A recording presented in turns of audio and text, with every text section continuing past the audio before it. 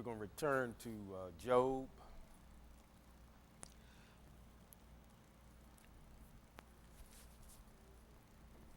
But I first want to say it's good to see most of you. I'm happy that you made it through the season. And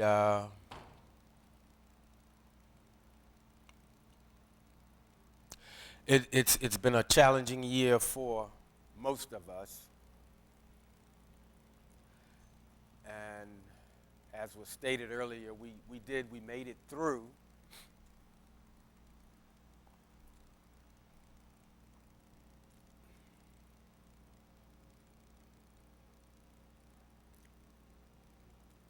And before I get into the lesson, I will like to say that for this year coming up, a lot of how 2023 goes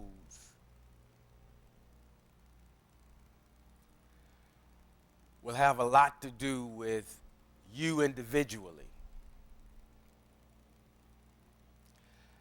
I'm not saying that we won't have challenges, because we will.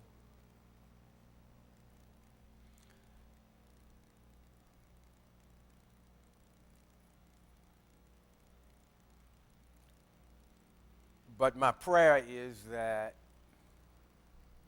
above all else for the coming year, we will seek his wisdom, his wisdom, his wisdom. Because we're going to have some decisions to make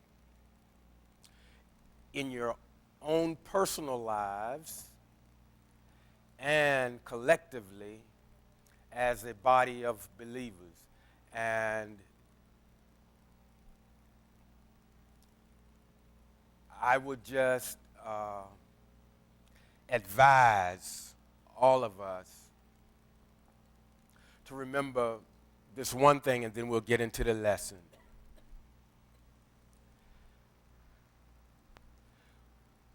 What you feel and what you believe are not necessarily facts. Don't forget that in the coming year. What you believe and what you feel are not necessarily factual.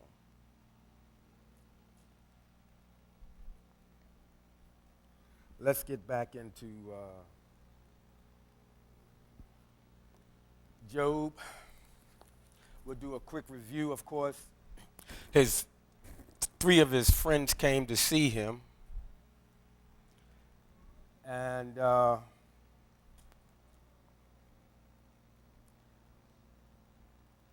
with all that what had come upon him, he didn't even look the same to them.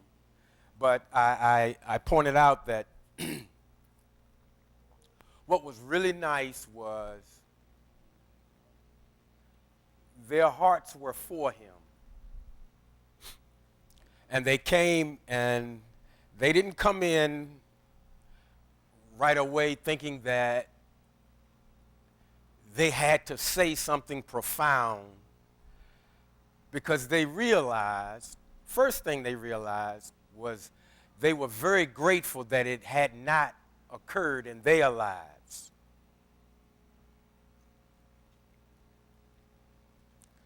That's the first thing, because they realized it could have been them, but it wasn't. And of course, we had the benefit of the backdrop, whereas the Most High asked the adversary, "Have you considered my servant Job?"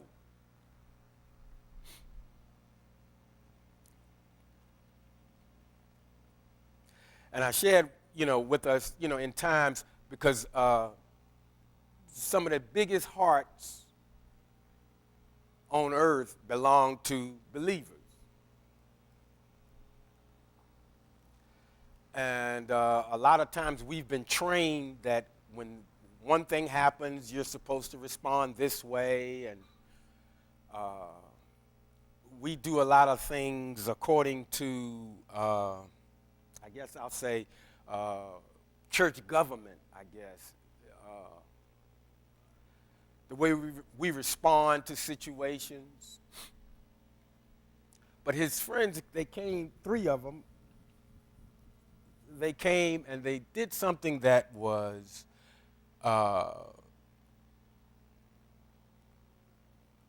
peculiar. Now that was peculiar. They sat for almost 7 days. They just sat. They sat with him. They didn't make a big announcement. They didn't call their respective pastor and ask him or her to accompany them. And, you know, they didn't call for a prayer meeting, and I'm not throwing shade. They realized that their brother had something devastating, doesn't even cover it.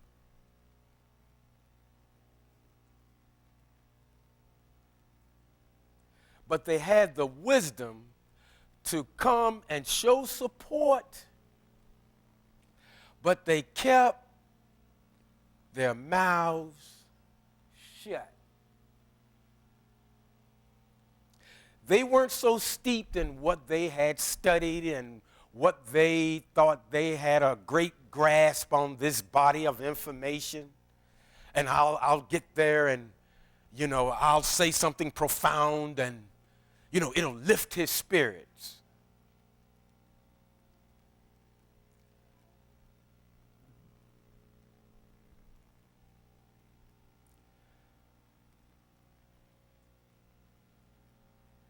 They wanted to support him. And they really didn't know, other than showing up to let him know, bruh, you know, I'm here.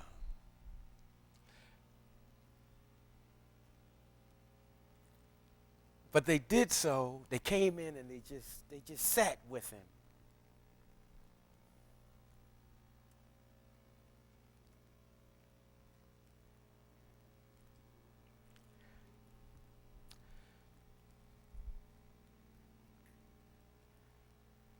And what do you think was on their hearts and minds for those 7 days? Do you think maybe their minds may have drifted back? You know, to their own lives, their own situations? You see, sometimes when tragedy befalls someone that's close to you,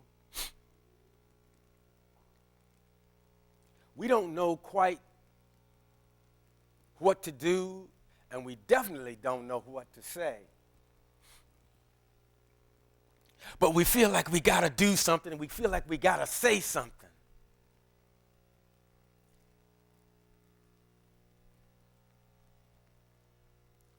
And sometimes we need to just remember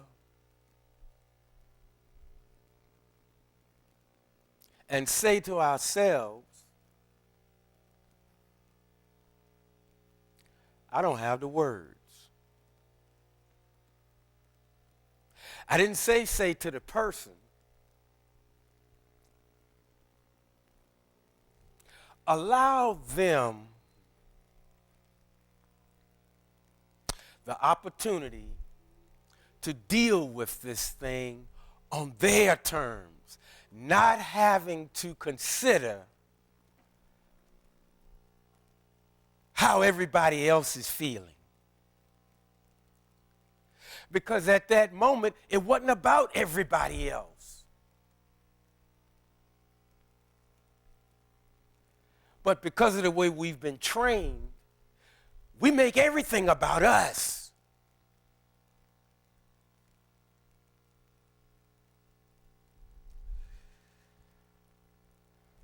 But his three friends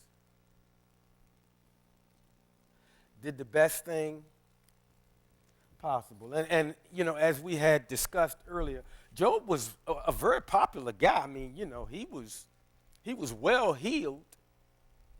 He was living large. And, you know, a lot of people liked him.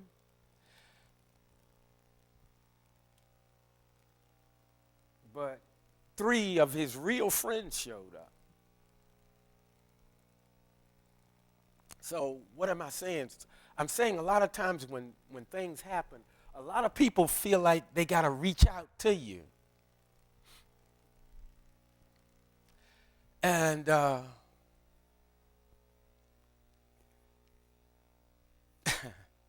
sometimes you just wish people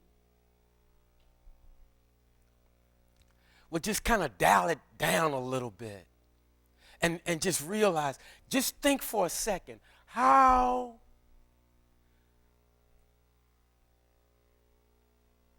would I feel? Am I really ready to receive this onslaught?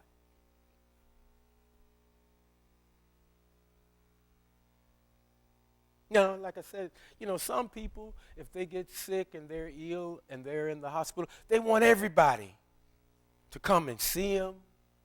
They might want folks call me on the phone, pray with me on the, you know, and nothing wrong with that. But everybody's not like that.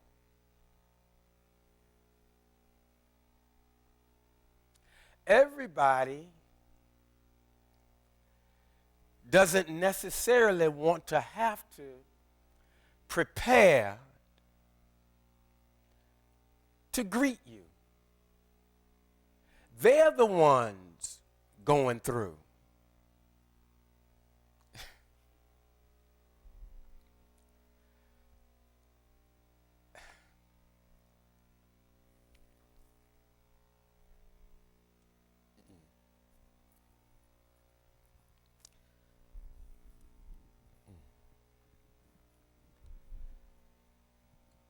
In 3,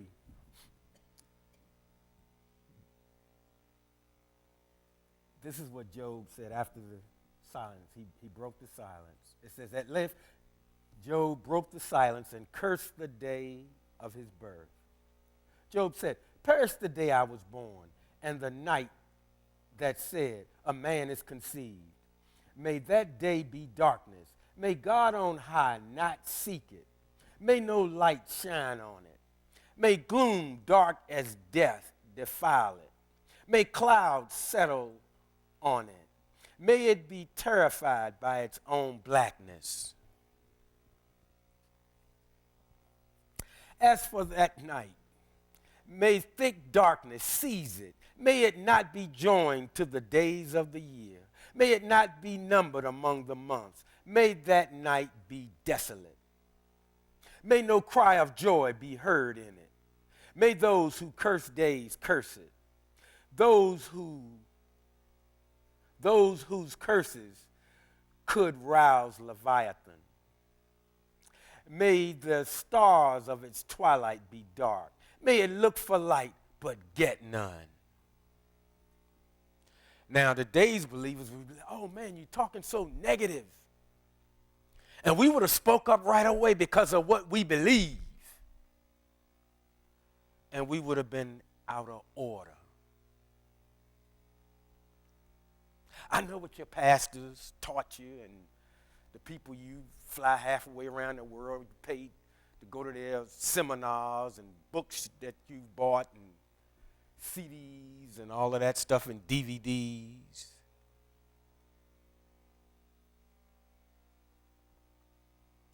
You know, there was some popular teaching a lot. You have what you say. We got caught up in that name it, claim it stuff for a while. Remember that?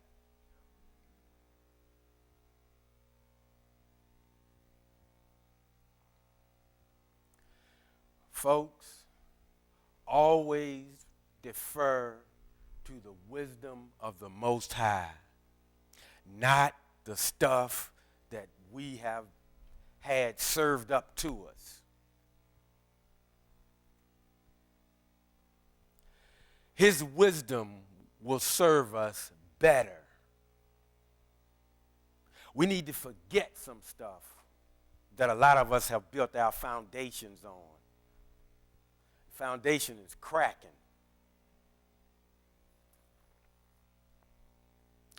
Reread your Bibles, please.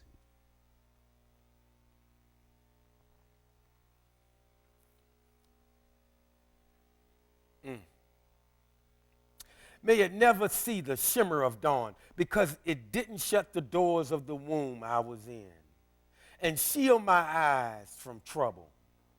If I had been stillborn, if I had died at birth, had there been no knees to receive me. See, some people, because of what they believe, they would have tried to silence Job, not even allowed a man to deal with his misery on his own terms, because of the theology of wherever it is they worship. And how dare you say they're out of order? In their minds, they're being super deep, super spiritual. But again, I tell you, defer to God's wisdom. Please.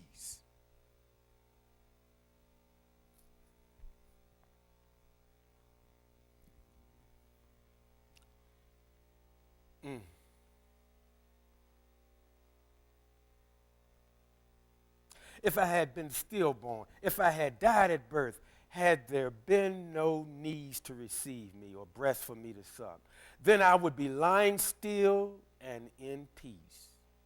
I would have slept and been at rest, along with kings and their earthly advisors, who rebuilt ruins for themselves, or with princes who had plenty of gold, who filled their houses with silver. Or I could have been like a hidden, miscarried child that never saw light.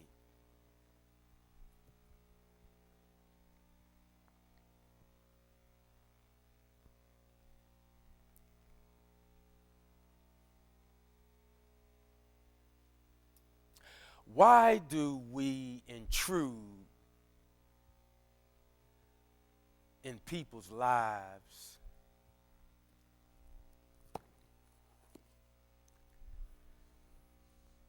when the Most High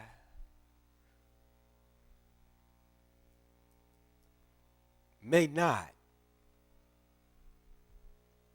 It's because the way we've been taught.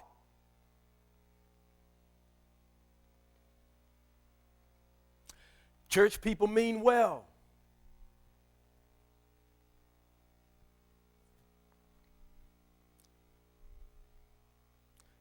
But a lot of times, saints, some things are really to be left between that person and their maker. And sometimes we need to just kind of do like Job's friends. Yes, you want to convey to them, I'm with you in your sorrow.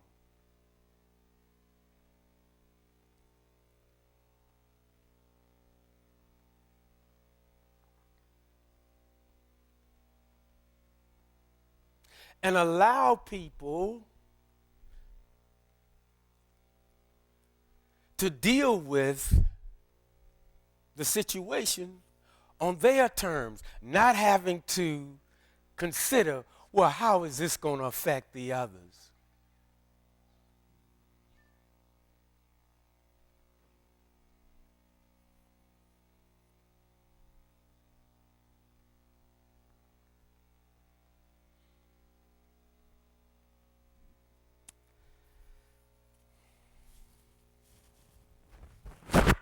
There the wicked cease their raging. There the weary are at rest. Prisoners live at peace together without hearing a taskmaster's yells. Great and small alike are there, and the slave is free of his master. I mean, you know he was in a tough state.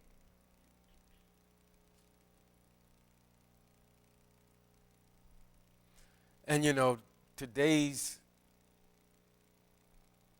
believers would say, well, you know, he was making all of those negative confessions. No, what he was doing was conveying what was in his very soul. What he was saying really was not even for our ears.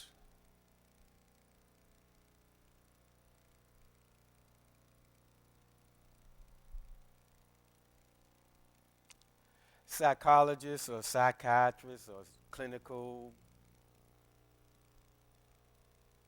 people, they would say, well, he was thinking aloud.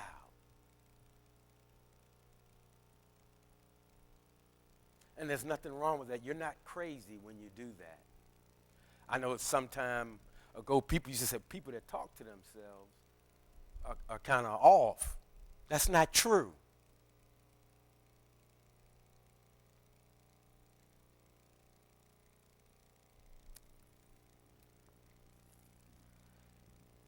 Mm. Mm, mm, mm. So why must light be given to the miserable and life to the bitter in spirit? They long for death, but it never comes. They search for it more than for buried treasure. When at last they find the grave, they are so happy they shout for joy. Why give light to a man who wanders blindly, whom God shuts in on every side? My sighings serves in place of my food, and my groans pour out in torrent. For the thing I feared has overwhelmed me. What I dreaded has happened to me. And I don't know if any of you, there's a very popular, well, still popular with some people, no longer popular with me, but that's neither here nor there. But I remember I heard a teaching by a guy that I used to really like, and he ding-dong on this thing. He said, for the thing I feared has overwhelmed me. And they're still using that term fear incorrectly today. Folks, let me tell you something. You better be cautious. You better be cautious. Using caution is not fear. And let me share this with you. Do a word study on fear.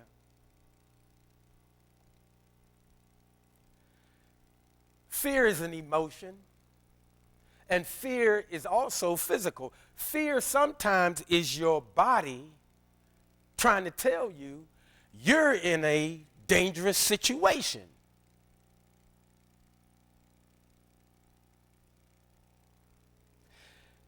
If you're going to your mailbox and there's a wolf or a coyote out there or whatever, you don't know whether it's docile or not. What, are you going to just quote a few scriptures and march to your mailbox? And just to show you ain't afraid, read the mail at the mailbox? Or are you going to turn around and go in the house and wait for the thing to pass?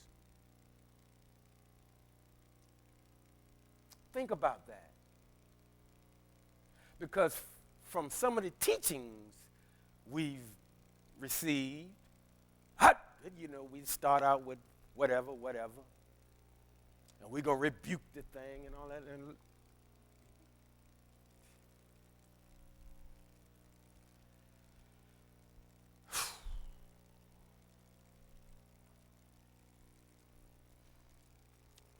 Many of us think we're prepared, ready for battle.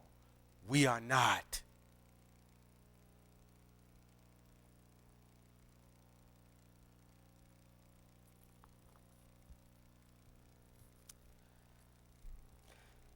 Getting back to what I was saying, he said, for the thing I feared has overwhelmed me. And they spent the rest of the time talking just on this verse. What I dreaded has happened to me. And so again, so they start ding-donging, telling people, you're not in faith. And that's another thing. Because that same person gave a definition of faith, which it wasn't. And many of us know it backwards and forwards and sideways.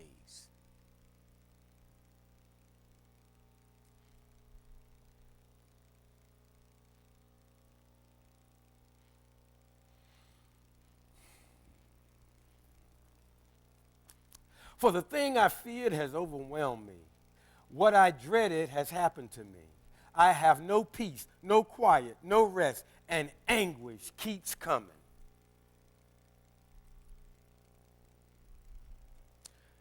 Now, I would imagine that person would say, well, you see right there, his mistake was he was saying all those things in fear. And he's got no business having fear in his life. He's a child of the living God.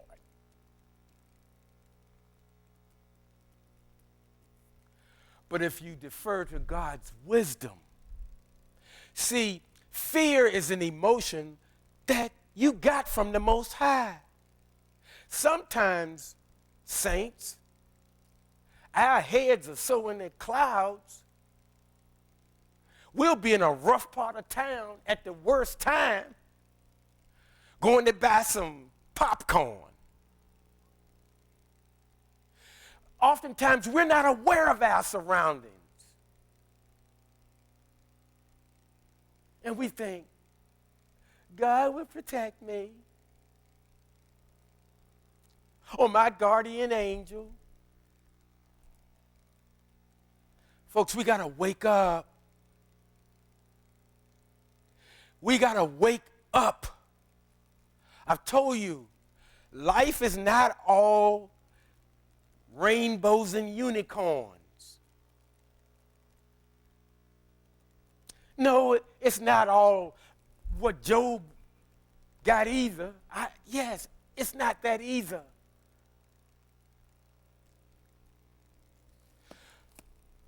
In following his wisdom, do a word study on balance. That's something that a lot of believers, we don't know how to live a balanced life. And that too is because of what we've been taught.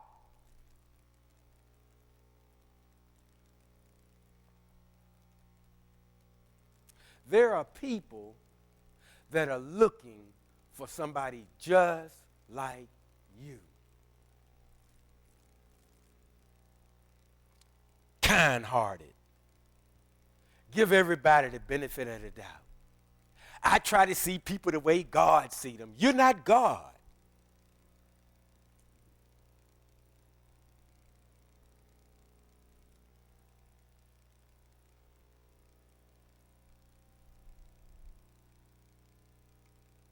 Well, Barry, are you saying be mean? No, I'm not. I'm saying be wise. I'm saying be careful. Be cautious. And when your body responds in such a way that all of a sudden you just stop in your tracks, listen to your body. Some of us, our body needs to tell the hand, take the hand and smack me upside the head. Because a lot of us are in la-la land. And that's exactly what people are looking for. Have you ever been to a city that maybe you've never been there before, or it's been a long time since you've been there? and you get off the plane or whatever, or maybe you drove. Now, do you get out the car and start looking like it's been a long time since I've been here? There are people out there looking for people just like you.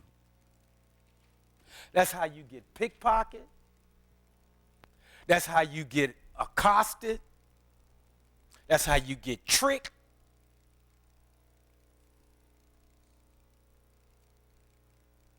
Let us stop being an easy mark. Let us stop being an easy mark. Adversary don't have to fight a whole lot of us. A lot of us are self-checked. We do things that keep us in a peril. We make unwise decisions. We always follow our heart.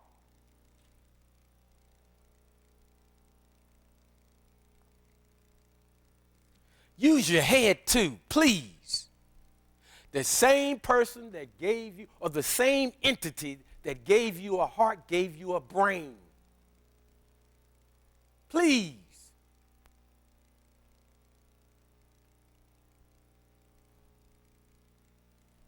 I didn't know all this was in Job. Yes, it's in there. And see, in going over this, this is helping us be better people, not religious robots.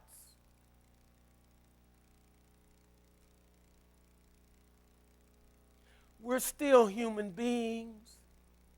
I know a lot of you, well, this is not my home. I know. This ain't my home either. I live at 4517 Whitestone Drive. For now.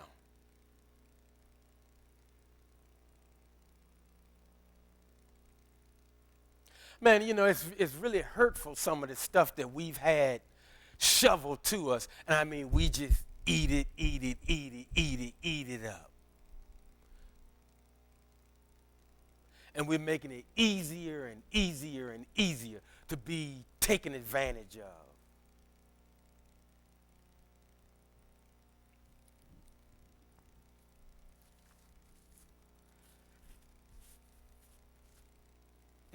For the thing I feared has overwhelmed me. What I dreaded has happened to me. Remember, I said earlier, Job was living large, and he would offer up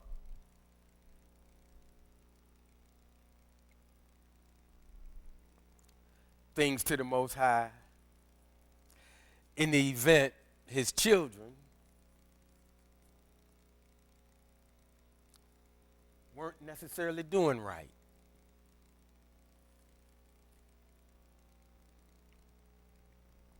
You know, a lot of us, we've been taught, if you do this, and this, God gotta answer your prayer. And so we just think if I'm a good boy. I'm a good boy. I love everybody. And I told you, saints, that's not enough. And I'm not saying that I'm making the criteria. I don't get to do it. I got to follow the rules just like you. But as you begin to really read and study the Bible, you start seeing that a whole lot of people, by the way we've been taught, they can check all the boxes. But that's not up to us what comes in our lives. The one that made us dictates. So if we got a problem, take it up with the manufacturer.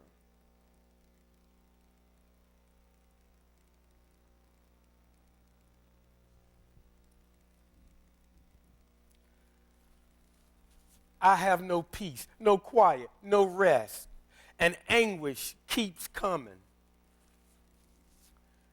And then one of his friends spoke up. And listen at how he came in. Now they listened. They did at least give Job an audience. But again, I'm telling you, he really wasn't talking to them. He really wasn't. And we'll see that a little later on. But he was. I got a cold, not COVID. I got a cold, not, what is that, RSV or something?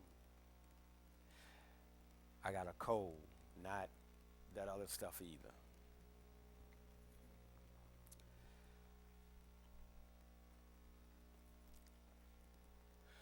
Job was venting, and the Most High was not moved by his venting. See, a lot of us, we can, now I know if we stub our toe, most of us don't cuss no more. But some of us have taken this thing so far. Oh, I don't feel that pain. I rebuke it. Stop. You know that thing hurt. And if you say it didn't hurt, let me step on it. It'll hurt. Well, what are you saying, Barry? I'm saying you're human.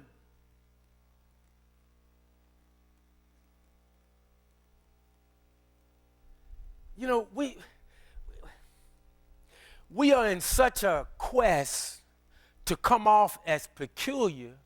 We've bypassed peculiar and have become bizarre. And we should stop that, because the very thing we were trying to do, we're repelling people. And I know some of y'all, well, it's not us that's going to draw them. Jesus said, if he be lifted up, I remember all of that. Well aware of that. Probably knew it before you did. But I'm telling you, when you defer to the wisdom of the Most High, people will watch you. People will become inquisitive. That's your opening. And that's still not your opening to do the way we've been taught to do. How about just trying to get to know the person as a person?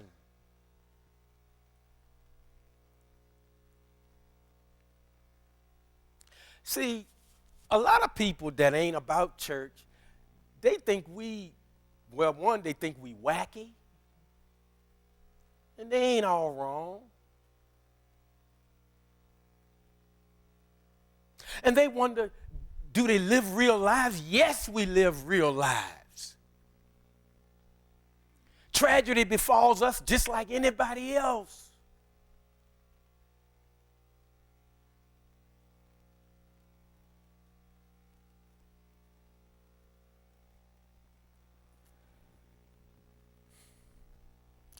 Then Eliphaz spoke up. And here's how he said. He says, if one tries to speak to you, will you mind? Now, Eliphaz sat there for what? 7 days and didn't open his fat mouth. Let's look at the first thing he said. And then I want you to think about what would have been the first thing out of your mouth if you could wait 7 days. Some of us probably would explode. He said, if one tries to speak to you, will you mind? Yet, who could keep from speaking? You have given moral instruction to many. Oh. I know some of you all have had this. See, because of the teaching, a lot of the teaching that we got, it's almost like tragedy will never befall your life. Just give your heart to the Lord and everything will be all right. And when tragedy befalls our lives, people go, they must have been sinning. This is what other believers think. The squirrely ones that's trying to be, They're trying to be peculiar, but they've passed that and they're bizarre, strange.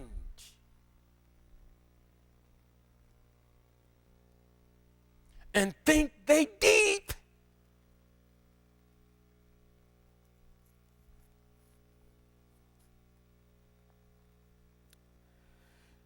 You have given moral instruction to many.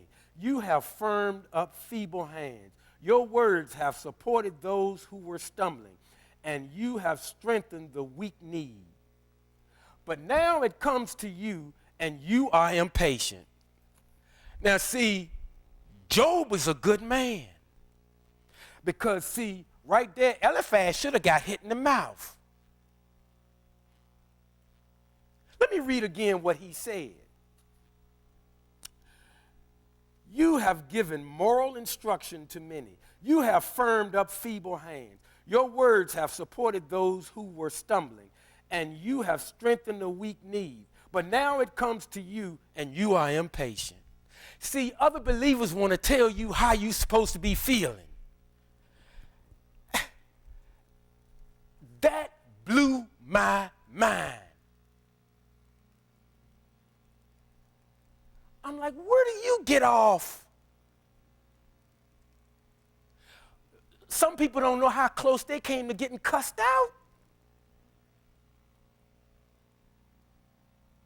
Saying stuff that you don't know anything about. As if you're in some authority or something.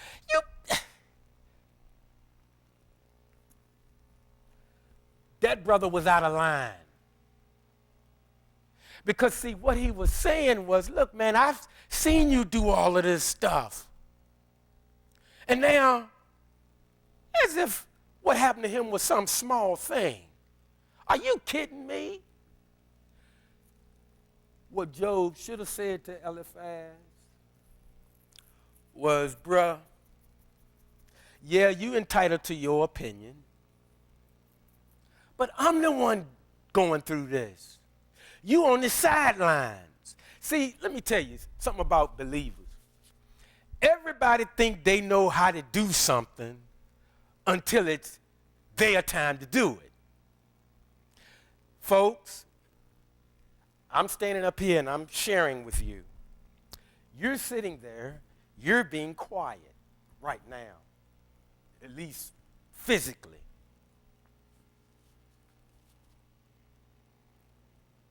Some sitting in and said, well, you know, I could do that. And to you, I would say, maybe not.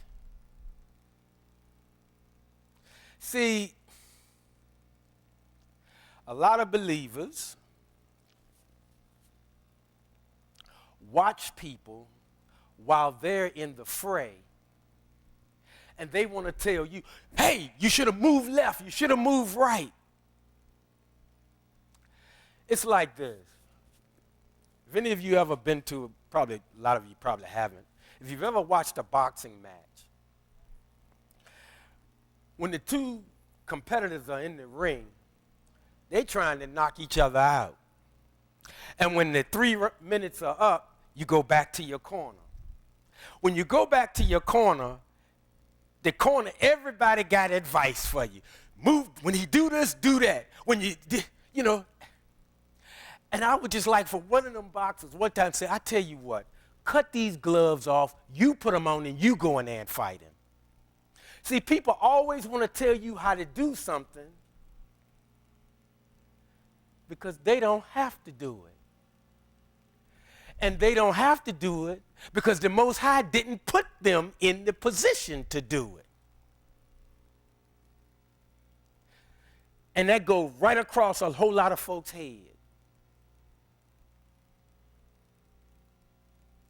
See, if it was for you to do, you would be here. Not Job. Not whoever.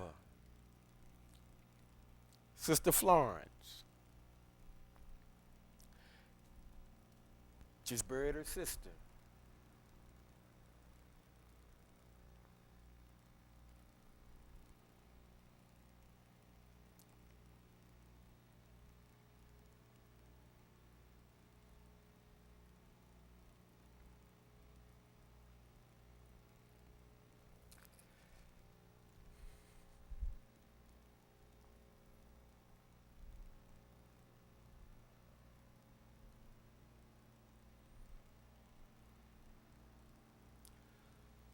allow her to deal with things at her own pace.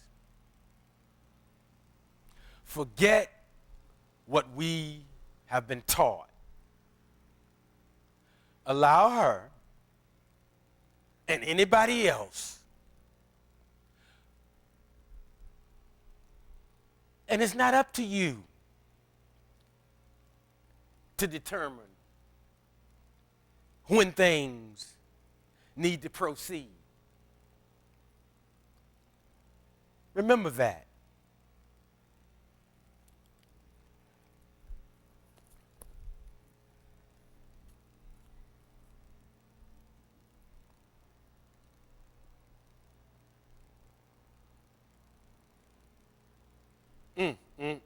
But now it comes to you and you are impatient. At the first touch, you are in shock. The man lost his kids, everything he had.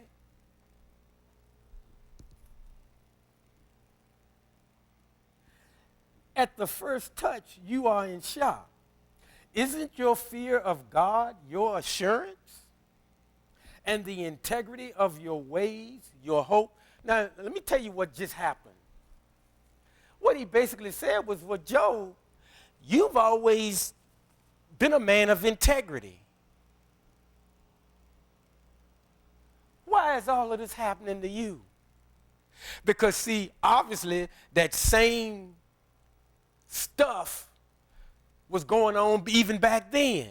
If you do this and you do that and do this, things will be perfect. Everything will be sunshine and unicorn. That's crap, people.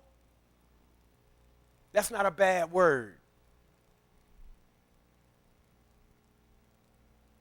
You know, a lot of us think, well, if I check all the boxes,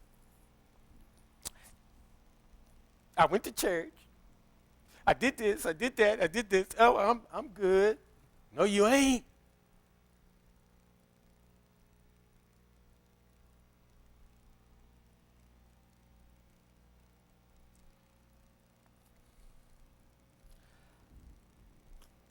Wow. At the first touch, you are in shock. Isn't your fear of God your assurance and the integrity of your ways your hope? Think back. What innocent person has perished? Oh. See, we've read this. Hey, this guy kind of starting in on him. And see, sometimes people that think they know you, they'll say anything. Wrong is two left shoes, but it don't stop them from saying whatever their little funny brains put together. I mean, this dude talking stuff right here. And it goes back again to somebody sitting on their behind, watching somebody else go through pure hell, talking about, oh, it ain't that bad. What you crying for? That's basically what he's saying. And the only thing that probably kept Job from reaching over there and choking that fool was his integrity. See, a lot of us have said some incredibly stupid stuff out of our mouth, and we thought it was profound.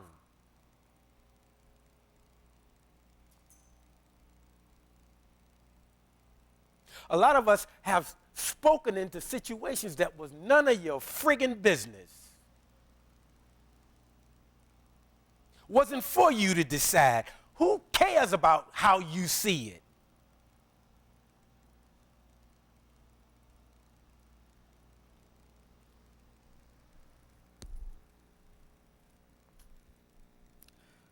Think back. What innocent person has perished? Since when are the upright destroyed? What I see is that those who plow sin and sow trouble reap just that. Are you kidding me? Are you kidding me?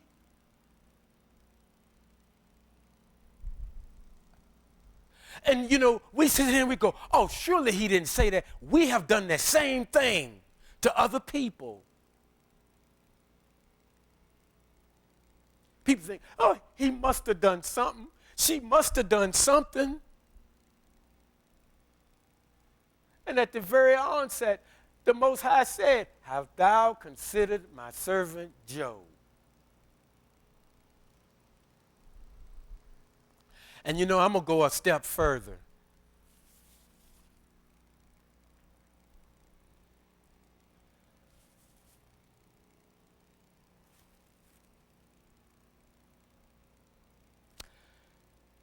The good and the bad in our lives come from the same source. Hold your rocks. Hold your rocks. I'm not being irreverent. The Most High told us who he is. We read it and we skipped on to some of the stuff that we like.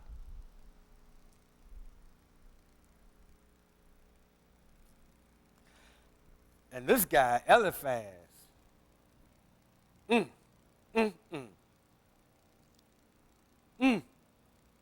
what I see is that those who plow sin and sow trouble reap just that.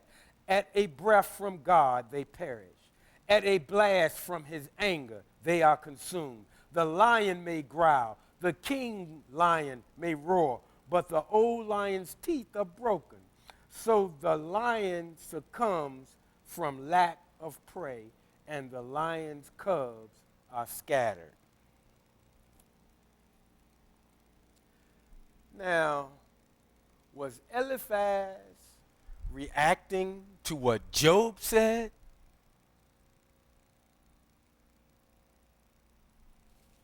Or was this Eliphaz's doctrine or his understanding of how believers are to conduct themselves? Because really in reading this, Eliphaz is basically saying, Job, you done something, because ain't no way my God wouldn't do all of this to. That sounds like today's conversation. That sounds like believers today. And this was a whole lot of years ago. So that same inaccurate information has traveled to today. I hope we have matured more than this. And so that's why, listen, if you're going to come out your mouth like this, don't make it 7 days, make it 14. And stop thinking you got to have something to say. You don't. And stop thinking that I've just got to get to them. Why? Often, you're not even close.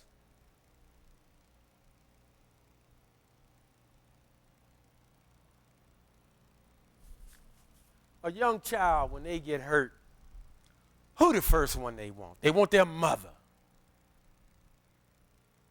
Be it a boy or a girl. They don't want their aunt. They don't want their best friend.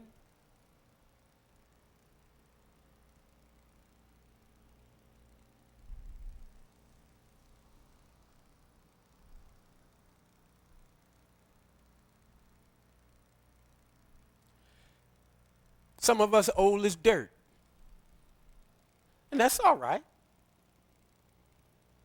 I hope we get to be old as dirt times 2 or 3. And in good health. And can still move around.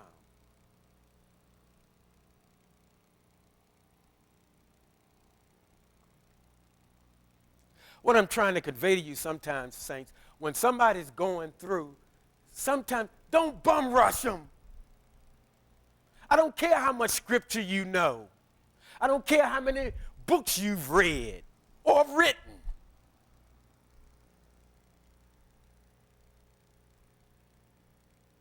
Just leave people alone for a minute.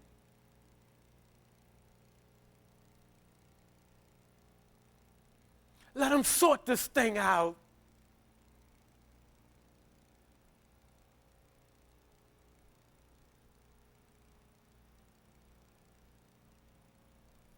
Remember, it happened to them, not you.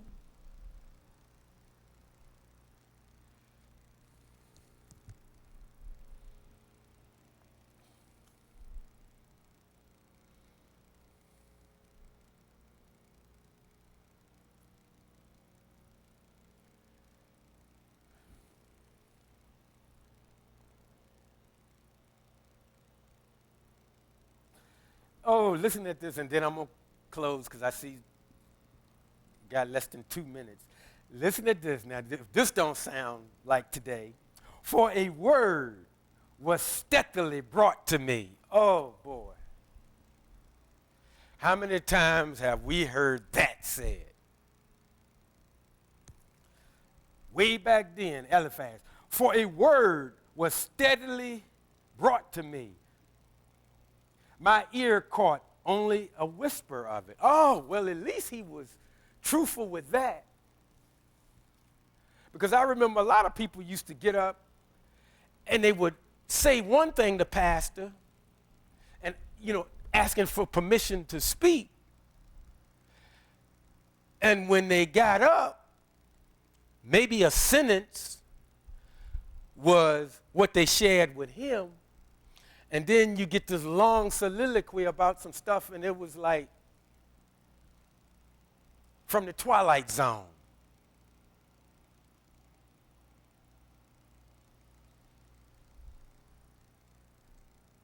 Be careful when you start saying you got a word. Make sure you got a word. And make sure that's not coming out of just your intellect. And I don't discount your intellect. Because again, he gave you a brain. It's all right to use it. But if it's from you, say it's from you. Don't say it's from the Most High. People have gotten in situations because they believed that God would smile upon this. And the Most High is like, oh, wow, I ain't had nothing to do with that. I gave y'all instructions. I'm not going to jump in and see, listen. We so funny with this stuff, and we need to stop it. If you're going to have integrity, have integrity. If you're so bold, well, Barry, I have assessed this situation and I'd like to have a word with you. Okay, I can receive that better than you come to me telling me, please don't lie on the Most High with me, because I'm going to tell you now in front of everybody, I will listen to you, but that's about all I'm going to do. I'm going to listen to you. I'm not going to be rude.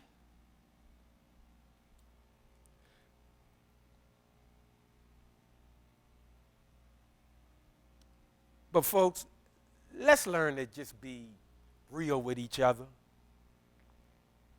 And if you're real with each other, you'll be careful about what you say to and about one another. I'm going to close now, but we're going to continue in this because Eliphaz, now, he was a friend of Job's now, and the topic is family, friends, fidelity. Family, friends, fidelity. Eliphaz thought he knew Job better than he really did. And a lot of us have made that mistake, thinking we know somebody, and you might not know them like you think you know them. In fact, If you're married, there are things you're still finding out about the person you're married to. If you haven't settled in a rut, I'm going to end with that. And I'm not against marriage. Let me say that.